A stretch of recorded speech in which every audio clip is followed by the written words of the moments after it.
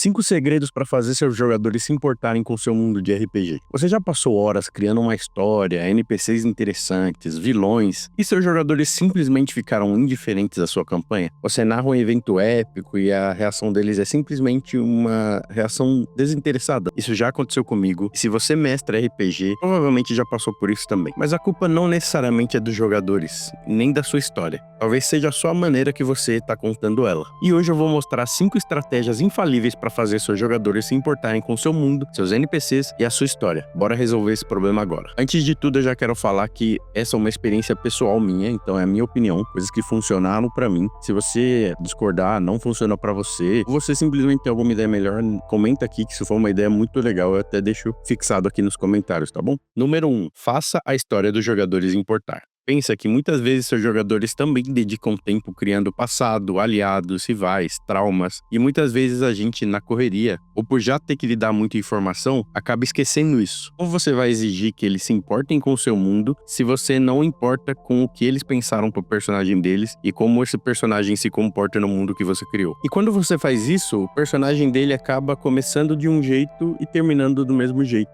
E ele tá só reagindo passivamente ao que foi criado ali. Isso realmente não é o ideal. O meu segredo é integrar as histórias pessoais dele na campanha e tentar ao máximo ter um antes e depois de quando a campanha começou e de como ela tá terminando. Um exemplo muito bom no mundo dos jogos é em Baldur's Gate 3. Todos os personagens têm uma transformação, mas eu vou dar exemplo da Shadowheart. Para quem não jogou, ela é uma clériga de Shar, que é uma deusa meio que maligna, e as escolhas dela vão moldando a fé dela, podendo fazer até ela abandonar a deusa dela e se tornar uma pessoa com outro comportamento, outra atitude e realmente uma transformação completa. Ou até mesmo ela ser uma pessoa ainda mais fanática pela deusa dela. Essas são as duas transformações, e nenhuma delas ela termina do jeito que ela começou. Alguns exemplos pessoais também, um jogador da minha mesa, na história dele, ele queria muito saber sobre o passado da família dele. E aí eu entreguei pra ele uma carta mostrando o endereço das ruínas da casa de onde foi a casa do pai dele. Ele visitou o local, teve que passar por alguns testes e ganhou um martelo de guerra especial. E nesse processo ele pôde conhecer um pouquinho mais do passado da família dele. Teve um outro jogador que o patrono dele se envolveu muito na história, não só ajudando ele, né, em alguns, óbvio que com uma segunda intenção,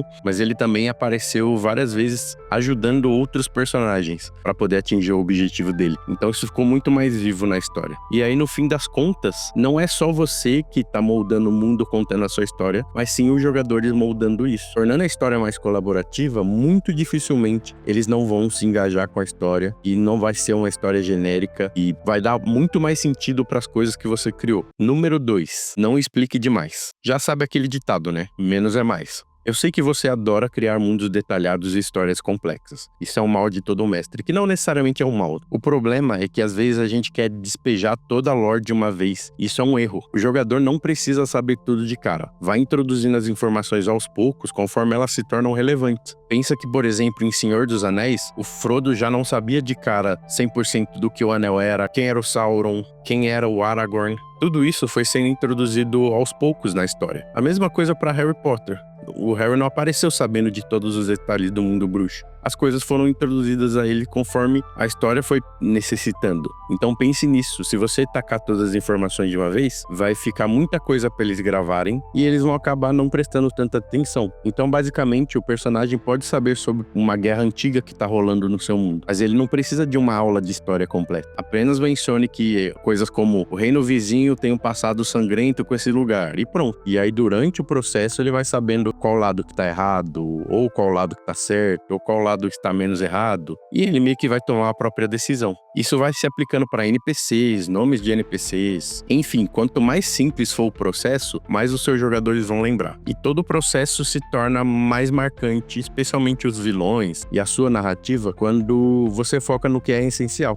Número 3. Adapte ao seu grupo. Cada mesa tem um estilo diferente. Tem gente que ama um roleplay, tem gente que só quer rolar dado e lutar. Se o seu grupo é mais novato, é óbvio que você vai facilitar as regras para eles. Eu não recomendo você ficar se prendendo demais a detalhes, e sim na experiência que eles vão ter. E se o grupo for mais experiente, é óbvio que você pode ser um pouquinho mais desafiador, fazer inimigos que exijam um pouco mais de pensamento, mesmo que eles, nessa campanha específica, estejam em level 1. E eu acho muito válido também você tentar campanhas caseiras. Eu sei que muitos de vocês já são jogadores de campanhas caseiras. E eu acho que vocês estão certos. Quem faz isso tá certíssimo. Porque muitas vezes algumas mecânicas, elas acabam te limitando em coisas de história. E você, numa campanha caseira, tem um pouquinho mais de liberdade de adaptar, sem ter algum jogador chato no teu ouvido falando que regra X precisa ser seguida à risca e etc. A minha primeira experiência com RPG, inclusive, eu e o meu time, a gente matou um dragão adulto, vermelho, no nível 1. O mestre fez isso pra gente criar um momento épico mesmo e a gente acabou marcando a nossa experiência. E funcionou. Hoje, mais de 10 anos depois, eu acabei de criar um canal de RPG e que tá dando super certo e é algo que eu realmente faz parte importante da minha vida hoje. E assim como esse mestre foi importante pra mim no mundo do RPG, você pode ser importante pra alguém nesse processo. Então, super recomendo você ser um pouquinho mais maleável, especialmente em grupos mais novatos. Até em grupos mais experientes, você foque especialmente na experiência, porque no final de contas, a principal regra de uma sessão de RPG é a diversão. Número 4, invista na imersão. Com muito ou pouco orçamento. A sua imersão, ela não precisa ser cara. A gente tem essa falsa ideia. Óbvio que se você tiver um pouquinho mais de dinheiro, vai facilitar muito a tua vida. Você vai ter muito mais opções de fazer isso, mas não é o essencial. A ideia é você transformar a sua sessão com pequenos detalhes mesmo. O mais comum é cartas e documentos físicos. Em vez de apenas você ler uma carta que você anotou num bloquinho de notas, que tal você entregar uma folha de papel que você escreveu à mão e foi envelhecida, sabe? Tem umas técnicas super fáceis de você envelhecer papel com café. E aí você só vai precisar de café, papel e caneta. E nem é muito café, então você pode realmente fazer muita coisa. Documentos físicos, cartas, até, sei lá, dinheiro, aquelas placas de procurado. E se você não conseguir envelhecer, você pode ir no Canva e fazer um papel fake, sabe? E imprimir depois. Aí você pode queimar com fósforo ou um isqueiro para parecer que tá estragado, dar uma amassadinha ali, já vai fazer muita diferença. Você pode dar pistas visuais também. Por exemplo, eu numa sessão de Call of Cthulhu, eu fiz uma pasta de documentos. Então, jornais que eu mesmo fiz, cartazes de procurado. Tinha até um desenho infantil que era uma personagem que era uma criança. E ela fez um desenho indicando que tinha um monstro no andar de cima. E era um desenho bem cara de desenho de criança. Você nem precisava ter muita habilidade pra fazer, sabe? Pega um giz, 2 canetas coloridas e já era. Tá ótimo. Você vai ter um trabalhinho a mais, obviamente, mas vai fazer uma super diferença. Você vai ver a reação do pessoal. Pra mim, funcionou muito, pelo menos. E é algo que eu tenho visto cada vez mais. Qualquer pequeno detalhe que torne a experiência mais real faz muita diferença na campanha. E 5, tenha um padrão. De todos os tópicos, esse é disparado o mais pessoal meu e que me tira da imersão completamente, me tira do interesse completamente quando acontece. Que é você manter um mundo com um padrão inconsistente, sabe? O que isso quer dizer? Então, por exemplo, se você tem uma campanha de Dark Fantasy, que os personagens e as coisas do mundo se mantenham como algo Dark Fantasy. Se ela for uma fantasia mais épica, mais igual D&D mesmo, que ela